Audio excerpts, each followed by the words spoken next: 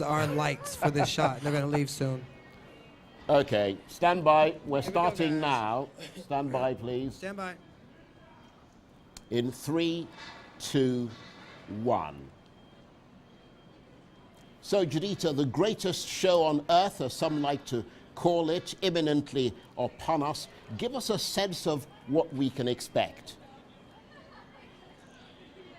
Like right now, it's kind of died down, and this is kind of the calm before the storm, but the best storm you're ever going to see, because the carpet is out, the lights, the cameras, all the press have been allocated their spaces, and you can just feel like it's just about to erupt with excitement, with buzz. The stars will come out, the press will come out, their PR will come out, and the gowns will come out. So we're all very excited. Well, we are equally excited down here, but Shannon, you guys seem to be standing sort of under some scaffolding and next to some bin bags. Where exactly are you?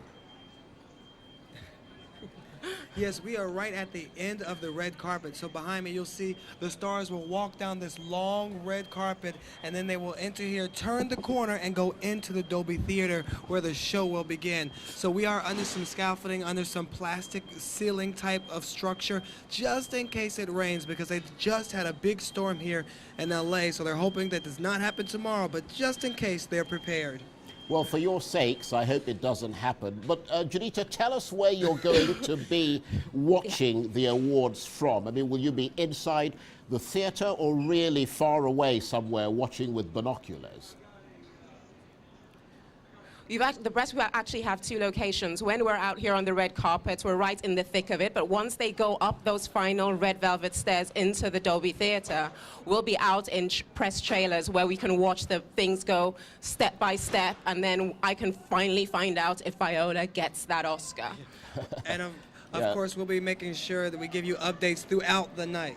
Absolutely. Now, Shannon, this time last year, the Oscars were being attacked. Someone said it was being machine gunned by the Twitter hashtag #OscarsSoWhite. Has that, in fact, already changed, at least in the nomination of the acting categories, or is it still essentially an older white man's club?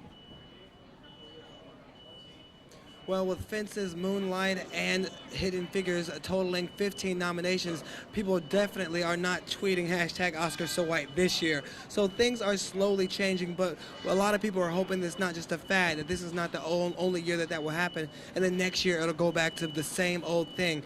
You know, hopefully we will get to a point where people aren't even talking about who's black and who's white and who's being nominated, but just the talented actors are being nominated, and that it's equally diverse across the board. So, Judita, would you say that the campaigners are satisfied with the way things are going this year, or is there the sense that the change is on the surface? The cynics would say, just like Shannon just said, let's wait and see if this is consistent and not just a flash in the pan. But as far as compared to just 2016, people are happy that people are being recognized for the good work that they do, because this is not a case of just nominate me because I'm black or because I'm Latino or because I'm Arab. Nominate me because you've seen just how good my work is and it stands up to anyone else's. So they are satisfied on that level, but it's got to be consistent so they know that you truly have recognized us, you didn't just pander to us. And of course, Shannon, we want to make sure that they actually take awards home, not just nominations. Absolutely. Yeah. But of course, based on what Judita's saying there, the onus should be on Hollywood, shouldn't it? Because the Academy and their voting process are not in charge of the movies being made, are they? Well, I think it works hand in hand. These actors of color need to be given opportunities to highlight their amazing abilities. Without that opportunity, there could be no awards. So yes, I think Hollywood needs to put these people to work and provide opportunities for them to showcase their talent. But the Academy also has to be watching these movies, also has to be helping vote for these, and the Academy has to be diverse. I know that the Academy has done a lot of work in the last 2 and 3 years to diversify more members and, you know, bring more members of color into the Academy, and I think that has led to what we're seeing now, more people of color being nominated, because the Academy is becoming more diverse. It's not just older white men over the age of 60 anymore. That's very interesting. And Judita, I wonder why, though, there's that perception that a lot of Hollywood is liberal, left-leaning, even though it's actually quite conservative and not very progressive when it comes to its voting and hiring practices. I think it's the duality of the Academy, which is also kind of what makes it so enigmatic. The halls of power are populated by the people you say that you just described, but the people grafting, the people making the art, the people creating things, those are the liberals. So then when you have that dichotomy of the people with the power don't think the way the people who make the product think, then you feel that you're not really being recognized. And once you have that disconnect, you feel that you're not engaged in the actual process, and then people start calling the Academy irrelevant, the same way they branded the Grammys. You've got to create a connection where the people making the films also get the chance to vote for them. And the people with the halls of power recognize that those people who make your films enable you to be as prestigious as you are. There's got to be a reconnection. Right. And you know, one of the horrible things that happened is there was this rumor created in Hollywood that people that make black films or the films with black actors don't make money. Yeah. Well, I think Hidden Figures, which is now the top grossing nominated film, has totally killed that rumor. And now we're seeing that a film starring 3 African-American women can make over $140 million and can be one of the leading films out this year. Yeah. And I've got to say that I've seen Hidden Figures, I've seen Fences, I've seen La La Land. I mean, Hidden Figures for me has got to be #1. But Judita, let's talk about the politics that's been creeping into these awards, you know, recently. I mean, not just the Oscars, but all the other ones leading up to it. I mean, who's your money on to come away with the best anti-Donald Trump speech this year? The thing, you know, the weird thing is the one person who probably would have given the most eloquent and the most pointed speech isn't actually coming, and that's Asghar Farhadi. He won an Oscar in 2012 for A Separation and is nominated again, this time for The Salesman. Everyone says he's going to take away Best International Film, but the French producer of that film as well has said he's not coming based on the anti-Muslim ban that President Trump decreed. And with that, people are saying when he does get the Oscar, which they think he will, there'll be no one to actually collect it. So for me, his speech was the one I truly wanted to hear because he is so beautifully pointed, so beautifully articulate, and so artistic that if he could share his feelings in that moment with everyone, it would be something that would resonate across the board. And what about you, Shannon? Who do you reckon is going to make the best anti-Donald Trump speech this year? Are you expecting an anti-Donald Trump speech?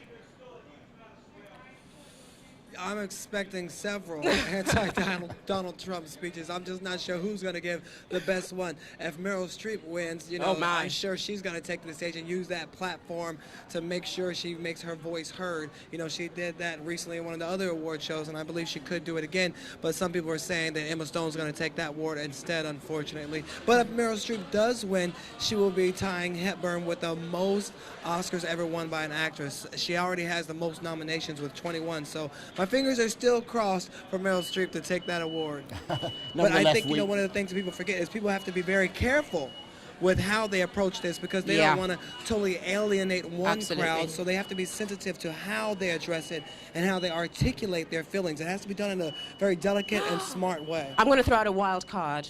Best Supporting Actor. If Dev Patel should take it or Mahershala Ali should take it, that could be a special speech. See, I was going to say that, but I think they will be, if they do, it'll be like backhanded, it'll be very subtle, it'll be very... Yeah, they're careful about their careers. Yeah, careful, because again, they want to be careful about their careers. They don't want to put them stuff out there as the person who's going to be a tyrant, you know, so I don't think it will come from a person of African-American descent, because like, we just got in. True. We just got the awards, we can't start acting up. Just got one in. Well, I've got my money on Mahershala Ali, but let's move on to something slightly different. Judita, I understand the annual awards for the worst Hollywood films of the year have been announced. The Golden Raspberries, or Razzies, as they're called, naming the films you seriously do not want to go and see.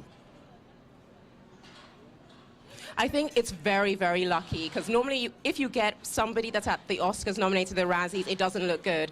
But it was Batman vs. Superman and Zoolander 2 that got the most nominations. So I think it's safe to say that the Oscars is still looking as prestigious as ever, and the Razzies have not dampened the spirits here.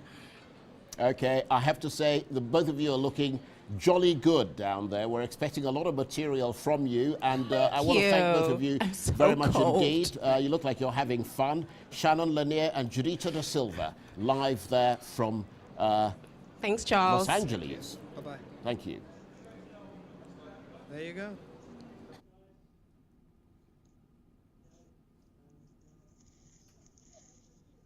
Yeah, you're clear.